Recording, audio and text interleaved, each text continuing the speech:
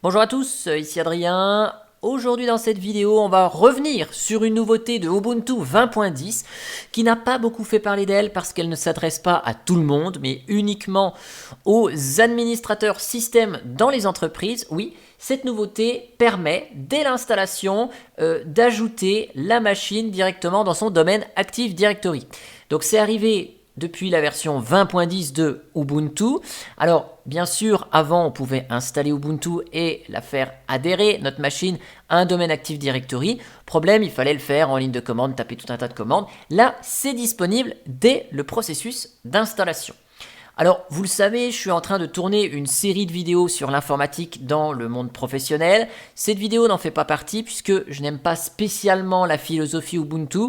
Et dans le réseau d'entreprises professionnelles que je suis en train de vous monter sur VMware et vous faire plein de petites vidéos dessus, eh bien, je ne vais installer que du Windows et du CentOS. Cependant, je voulais quand même vous montrer cette nouveauté ici sur Ubuntu 20.10. Donc on va travailler sur le réseau ici 221, celui de test qui me permet de bidouiller, de faire des tutos sur le site pour ne pas parasiter avec l'infrastructure de production sur laquelle je vous mets en œuvre toutes les vidéos enregistrées sur YouTube.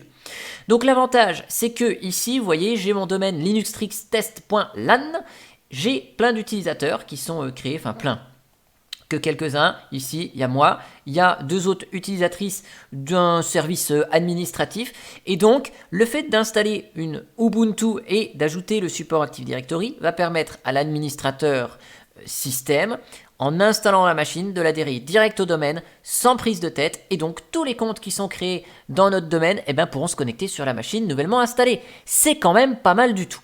Alors, ce qu'on va faire ici, on va lancer une machine test qui est sur ce même réseau de test. Ok. Et donc ici, je vais démarrer sur l'image d'installation de Ubuntu. Alors, juste au passage, j'en profite pour vous dire, parce que ça permet d'avoir peut-être une petite précision dessus.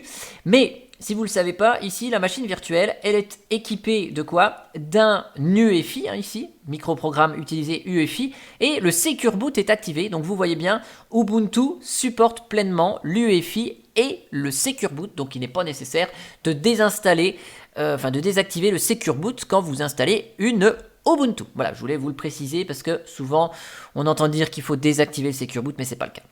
Donc ici, on va installer Ubuntu et donc on va adhérer directement la machine dans le domaine concerné. Donc vous voyez ici, on a le réseau qui est connecté. Donc sur mon serveur de test ici, j'ai bien sûr un serveur DHCP. Et donc sur ce serveur DHCP, ma machine a dû déjà recevoir une adresse IP. Voilà, Ubuntu linuxtest.lan,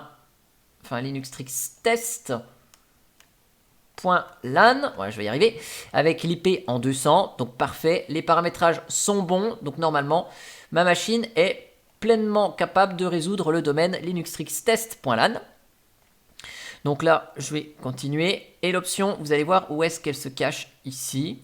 Donc là, je fais une installation normale, je vais télécharger les mises à jour pendant l'install, peu importe.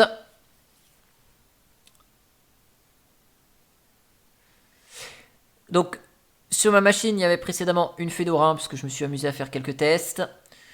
Donc on va zigouiller la Fedora. Voilà. Donc ici, on va effacer le disque et installer Ubuntu. On peut faire autre chose. Dans les fonctionnalités avancées, on a des choses, mais c'est pas là qu'on va retrouver l'Active Directory. On va installer maintenant. Continuer. Donc là, on règle le fuseau horaire. Et c'est donc là, au niveau de la personnalisation du nom de l'ordinateur, ici, donc je vais l'appeler par exemple Workstation Dijon Informatique 3 par exemple. Et ici, on peut utiliser Active Directory. Donc là, on saisira le domaine et d'autres détails à l'étape suivante. Donc on va voir ça en œuvre. Là, je vais mettre Adrien, je vais créer mon compte basique. Il faut créer un compte au moins.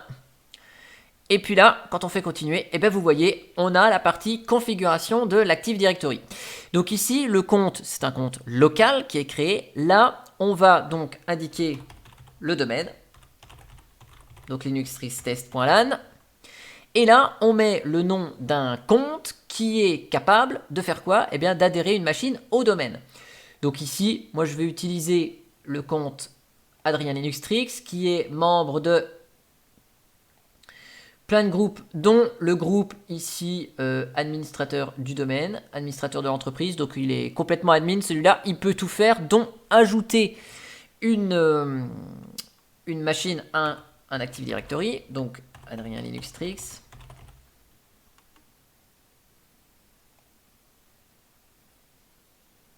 Et là, je mets le mot de passe qui va bien. Et là, on voit qu'on a un petit problème, c'est que le compte, eh ben, il n'a pas le droit de contenir un point. Donc, ce qu'on va faire, on va effacer tout ça. Je vais créer rapidement un clone de ce compte-là. Je vais l'appeler maintenance et je vais l'appeler admin, peu importe. Et du coup, il ne faut pas que je mette de points, donc je vais l'appeler main admin, par exemple, peu importe. Je mets le mot de passe qui va bien, qui permet d'être correct. Oh, je vais verrouiller ça ici, ok. Donc je vais mettre je ne sais même plus comment je l'ai appelé mon compte. Main admin. Et mot de passe qui va bien. Continuer. Donc là, l'installation se poursuit. Bon, c'est assez bizarre hein, qu'on puisse pas mettre un point. Bon, ok. Donc dans Computers, pour le moment, il n'est pas dedans. On va laisser le processus d'installation se terminer. Et puis je vous reprends dans quelques secondes. Hein, je vous accélère tout ça. Et on va voir au redémarrage si ça va fonctionner.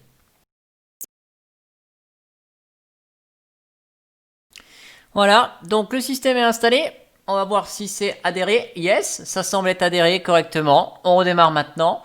Et donc on va tester le fonctionnement.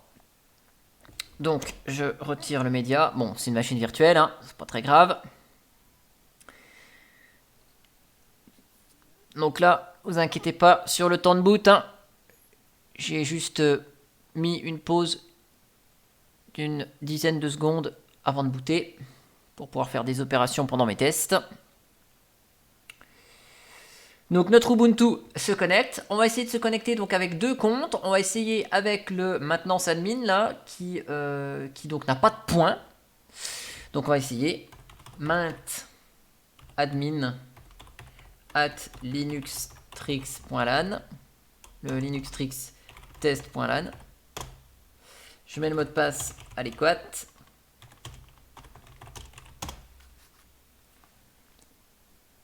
Donc là, on voit juste pas ce qui s'est écrit. Mais ça semble fonctionner. Nickel. Donc là, si je regarde comment je suis connecté, je suis bien connecté en tant que main admin. Si je lance un terminal et que je tape ID, j'ai bien tous les groupes du domaine qui sont là. Parfait. Je vais fermer la session. Et donc, je vais essayer de me connecter en tant que Juliette Canard. Donc ici, juliette.canard. Juliette.canard @linuxtrix-test.lan. Je mets le mot de passe qui va bien. Et là, ça fonctionne également. Nickel. Et donc là, je suis connecté en tant que Juliette Canard @linuxtrix-test.lan. Et donc je vous montre bien dans le home, hein, ça c'est comme sous Windows. Dans le home, on a autant de dossiers utilisateurs qui sont créés que d'utilisateurs qui se sont connectés directement. Et donc si dans le terminal, je vous tape la commande ID, cette personne a moins de groupes évidemment, puisque c'est une simple utilisatrice et elle est juste dans utilisateur du domaine et GGTools, un groupe que j'ai créé dans mon AD ici. En tout cas, j'espère que cette vidéo vous aura plu. Vous voyez, la fonctionnalité d'adhésion d'une machine à un Active Directory fonctionne, ma foi, pas mal du tout. J'espère que cette vidéo vous aura plu. Et moi, je vous dis à bientôt pour une prochaine vidéo. Allez, ciao ciao!